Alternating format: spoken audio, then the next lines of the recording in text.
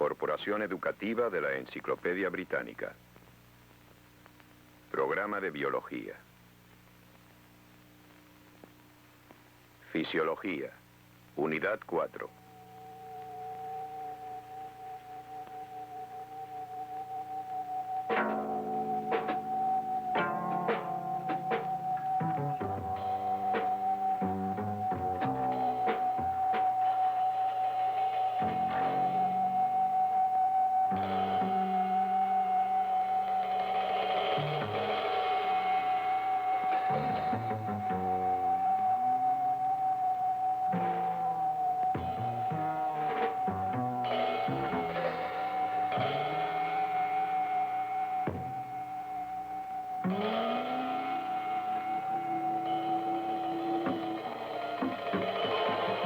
El músculo, la dinámica de la contracción.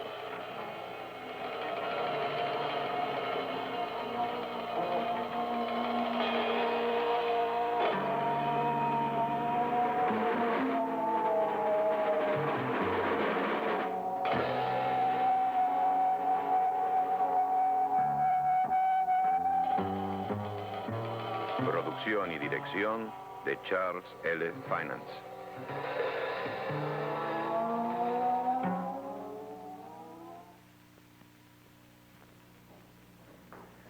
Este es el Departamento de Fisiología de la Universidad de California en Los Ángeles.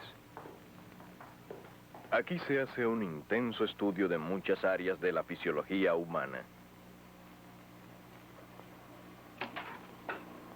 Entre estas áreas está la miología, el estudio del sistema muscular. Científicos de muchas partes del mundo vienen aquí atraídos por sus grandes facilidades para la investigación.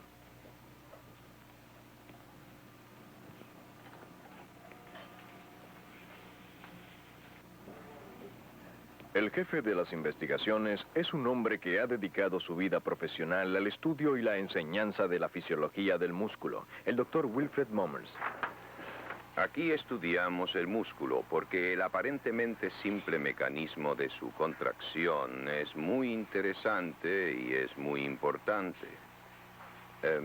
Porque a través de esa sencilla contracción, multiplicada cientos o miles de veces, la vida humana es posible y viene a ser lo que es realmente.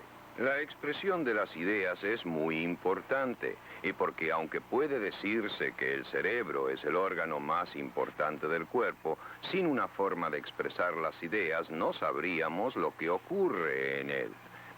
Y ya se expresen las ideas habladas o por medio de la escritura o con expresiones artísticas en la pintura o en la música o de otro modo, es siempre por medio de los músculos como se realiza la expresión. Hay muchos cientos de músculos en el cuerpo y algunos pueden ser pequeños, como los que controlan los ojos.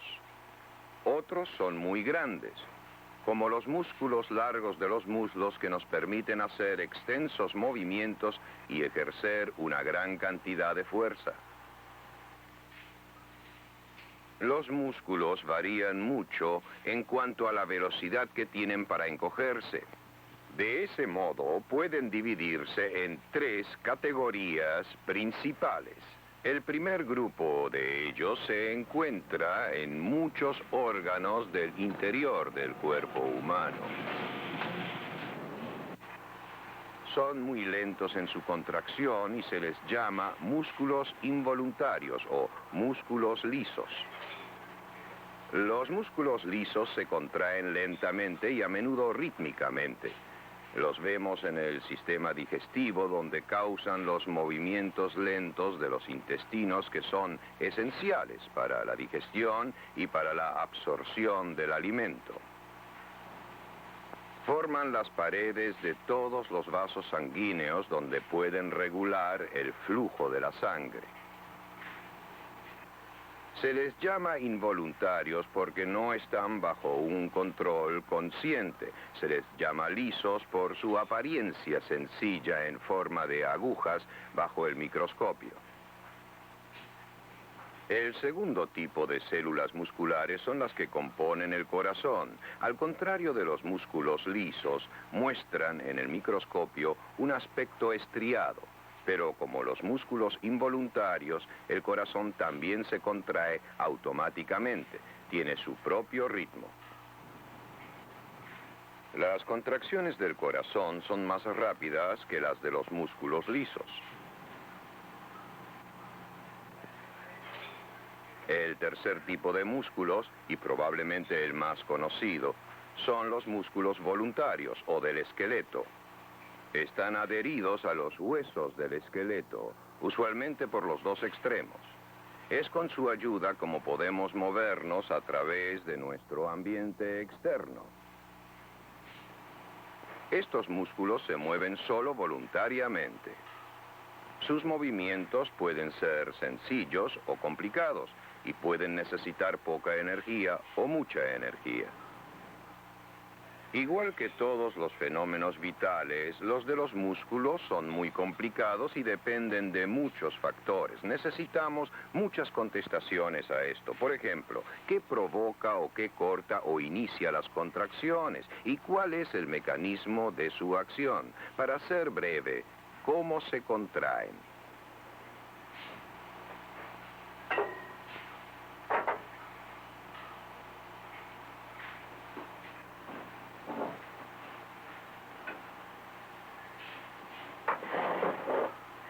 Si la contracción del músculo ha de ser efectiva, debe ser controlada. Esto se aplica a todos los músculos, con que hay por dónde empezar. Primero, ¿qué causa la contracción del músculo? Y segundo, ¿cómo se regula la fuerza de la contracción muscular? Aquí tenemos una rana anestesiada. Lo que hemos descubierto de los músculos de la rana es aplicable también a los músculos de otros animales, como el hombre, y lo que hemos descubierto de los músculos voluntarios se aplica igualmente al músculo cardíaco y a los músculos lisos. Te expondré ahora uno de los músculos de una pata y su nervio asociado, de modo que podamos ver cómo se conduce.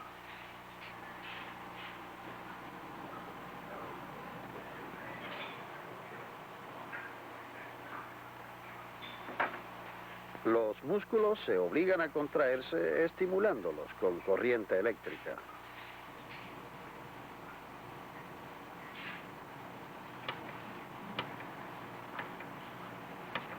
La corriente eléctrica provoca impulsos nerviosos que hacen que el músculo se contraiga.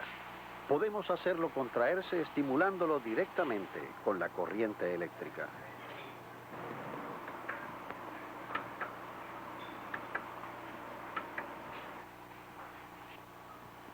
Para estudiar el músculo más cuidadosamente, conviene sacarlo del animal y colocarlo en un baño de tejidos aislado. Aquí tenemos un músculo conectado por este medio a una grabadora, de modo que podemos ver la contracción. Ahora voy a estimularlo con corriente eléctrica como lo hicimos antes.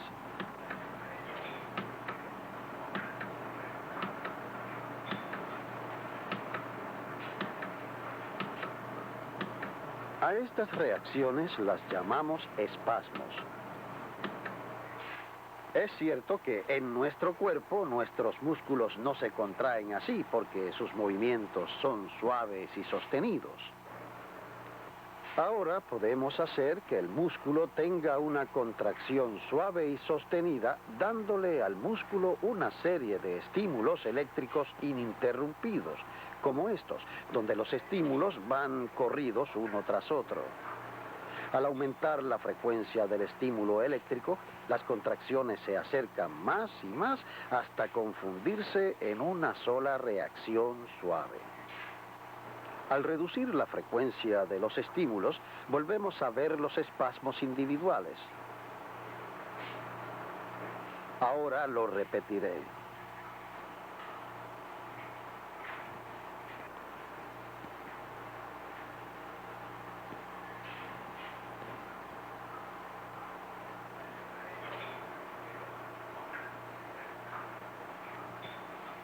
El músculo del esqueleto tiene otra característica más que vamos a estudiar ahora con este músculo.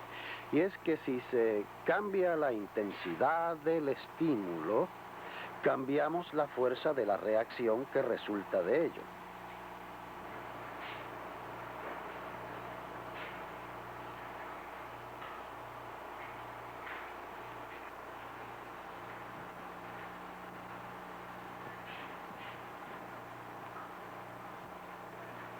Hemos visto que al aumentar la fuerza de los estímulos, hemos aumentado la fuerza de la contracción. Pero, ¿por qué es eso? A fin de responder a esa pregunta, debemos ver la estructura interior del músculo.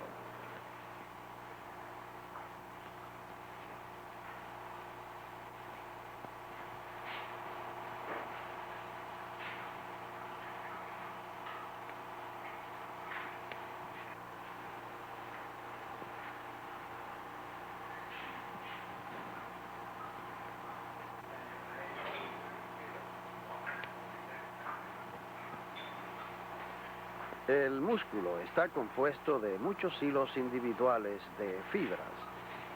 Eso explica por qué la fuerza de la contracción muscular varía con la fuerza del estímulo. Cuando se aplica un estímulo débil, solo se activan pocas fibras y el músculo se contrae débilmente. Cuando se aplica un estímulo mayor, se activan más fibras y el músculo se contrae con más fuerza. Si se aplica un estímulo muy fuerte, se activan todas las fibras y el músculo se contrae al máximo. Surge pues la pregunta, ¿son las características individuales de cada fibra las mismas que las de todo el músculo? Estoy terminando la disección de una sola fibra y por eso tengo una sola célula que es igual a como estaba en el músculo intacto. Se pueden preguntar ahora por qué diseco una sola fibra. Bien, la fibra es la unidad básica de la contracción y con el fin de comprender el mecanismo de contracción es preciso llegar a este nivel. La libero ahora de sus conexiones para transferirla a su envase especial. Esto resulta algo difícil de hacer porque se toca la fibra lo menos posible, ya que puede sufrir daño.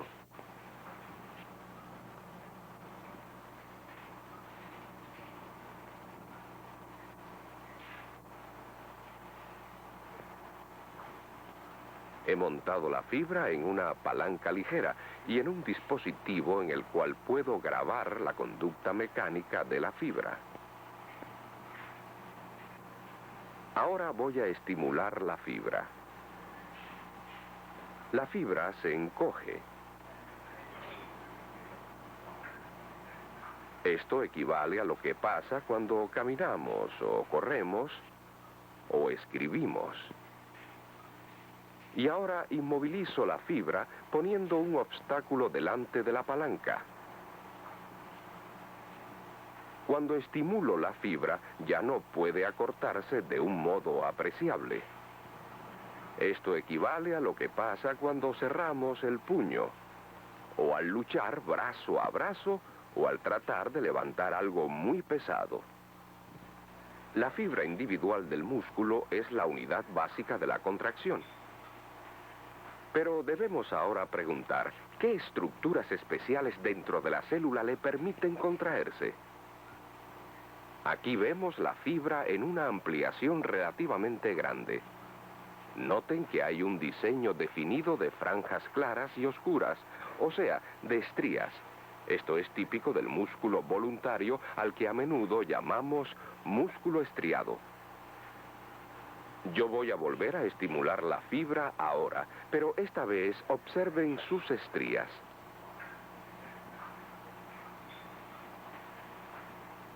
Véanlas de nuevo. Y de nuevo. La fibra, sin duda, se contrae, pero más específicamente son las estrías las que se contraen. Esto fue un misterio hasta que se desarrolló el microscopio electrónico moderno.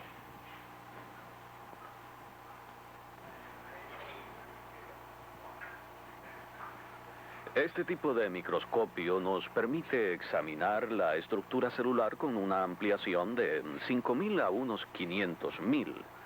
Así pueden verse las estructuras más pequeñas de un músculo de 100 a 1000 veces mejor que con un microscopio de luz.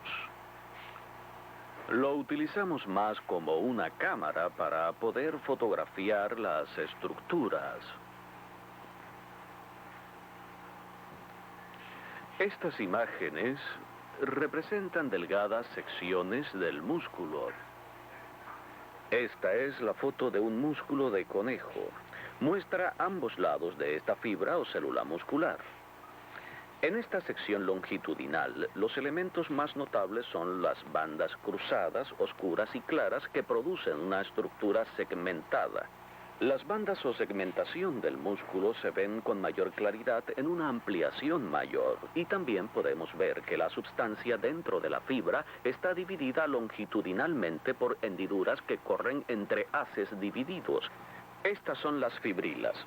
Entre las fibrilas, estas hendiduras contienen túbulos y otras estructuras importantes para la función del músculo.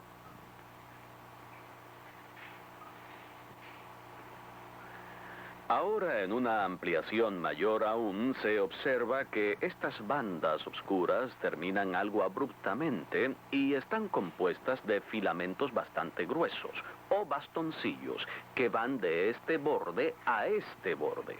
Y podemos ver que las bandas más claras tienen hilos aún más gruesos que entran en parte en el haz de filamentos gruesos. En un corte transversal que divide el músculo así, podemos observar las fibrilas en su extremo. Con menos ampliación, vemos un corte transversal del músculo de vuelo de un insecto. Estos objetos grises redondos son las fibrilas en un corte transversal. Esta es una ampliación de una fibrila y en ella vemos un arreglo hexagonal muy definido. Estos puntos son los extremos de los filamentos gruesos y los filamentos delgados que vimos antes. Aumentando más esto a unas 200.000 veces, podemos ver la extraordinaria regularidad y elegancia con que están ordenados los filamentos. Cada filamento contiene varios cientos de moléculas de proteína. Los filamentos gruesos contienen la proteína miosina. Los delgados contienen la proteína actina. Ver un modelo les ayudará a comprender el arreglo tridimensional de estas estructuras.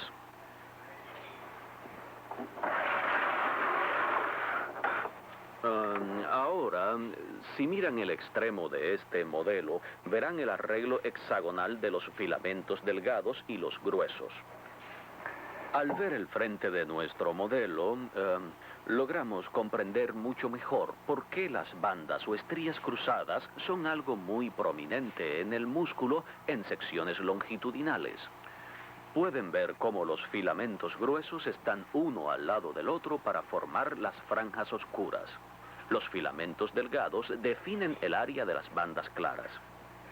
Ahora, la observación con el microscopio electrónico es interesante porque muestra que cuando el músculo se encoge, los filamentos no. Se mueven uno sobre el otro y se pasan por encima. Así. Contracción, relajamiento, vuelven a alargarse. Contracción, relajamiento, vuelven a alargarse. Uno se pregunta qué acción entre los filamentos gruesos y los filamentos finos produce esta tendencia a acortarse. Esa pregunta es el principal enfoque de muchos estudios actuales de la estructura del músculo. Aquí ven filamentos gruesos y delgados bastante separados y definidos. Una de nuestras mejores pistas son estos pelillos o puentes que salen de los filamentos gruesos de miosina, van a los de actina y parecen capaces de apoderarse de los filamentos de actina con una acción de trinquete, soltándolos luego para repetir los ciclos haciéndolos acortarse. Muchos aspectos acerca de cómo estas cosas se conducen en el músculo deben ser aún clarificados, y muchas ideas al respecto son todavía tan solo teóricas. Nadie está seguro de cómo se conducen las moléculas de actina y de miosina en la contracción. Los científicos siguen estudiando esto. Sin duda, la acción de estas moléculas es fundamental en la contracción de cada fibra muscular. Y es la contracción de cada fibra multiplicada muchas veces lo que resulta en la contracción de todo el músculo y en la gran diversidad de movimientos del cuerpo humano.